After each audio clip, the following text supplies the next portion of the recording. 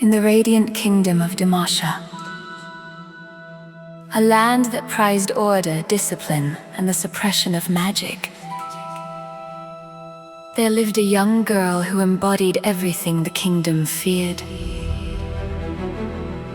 Her name was Luxana Crownguard, though most simply called her Lux. Born into the noble Crownguard family, Lux was raised to uphold Demacia's ideals. Her older brother, Garen, was the shining example of a Demacian warrior, honorable, unwavering, and fiercely loyal to the crown. Lux admired him deeply, striving to match his strength in her own way. But Lux carried a secret. From a young age, she discovered something within herself. Something uncontrollable light, pure, brilliant, and alive, would flicker at her fingertips when her emotions surged. At first, it was small, a glow in the dark, a shimmer beneath her skin. But as she grew, so did the power. In Demacia, magic was not a gift, it was a crime. Fear gripped her, not fear of her power, but fear of what would happen if anyone found out mages were hunted, imprisoned, or worse, by the mage seekers, who believed magic was a corruption that must be purged. Lux knew that if her secret were exposed, even her noble status might not save her. So she hid it. She learned to smile, to laugh, to play the role expected of her, a bright and optimistic noblewoman. But inside, she felt like a prisoner of her own identity. Every emotion was carefully restrained, every moment controlled.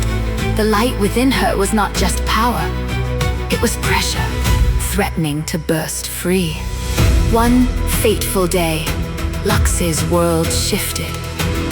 While traveling beyond the safety of the capital, she encountered a chained prisoner, ragged, defiant, yet unbroken. This man was Silas, a mage condemned by Demacia. But unlike the monsters she had been taught to fear, Silas spoke with clarity and conviction. He saw through her. He sensed the magic within Lux instantly, calling it out with unsettling confidence. At first, she denied it, terrified. But Silas did not condemn her. He understood her. For the first time, Lux met someone who didn't see her power as a curse, but as something real, something human. Against her better judgment, she began visiting him in secret. Lux brought books, stories, and glimpses of the world beyond his chains. In return, Silas gave her something far more dangerous: truth. He revealed the hypocrisy of Demacia, a kingdom built on fear and lies about magic. He urged her to stop hiding, to embrace who she was.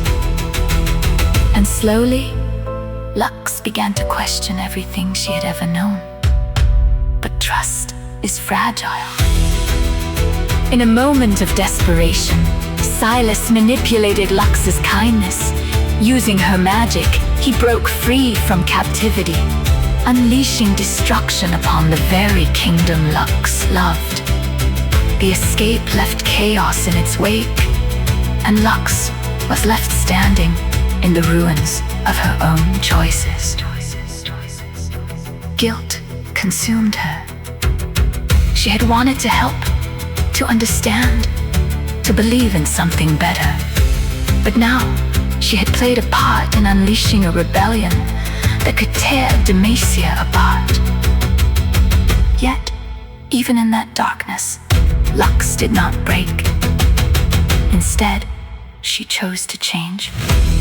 No longer content to hide, Lux resolved to become something more than a frightened noble or a secret mage. She would be a bridge between fear and understanding, between magic and those who feared it. She would fight, not just for Demacia as it was, but for what it could become. A place where light is not feared, but embraced. And so, the girl who once hid her glow became something greater, a beacon in the darkness, a spark of hope, a light that refuses to fade.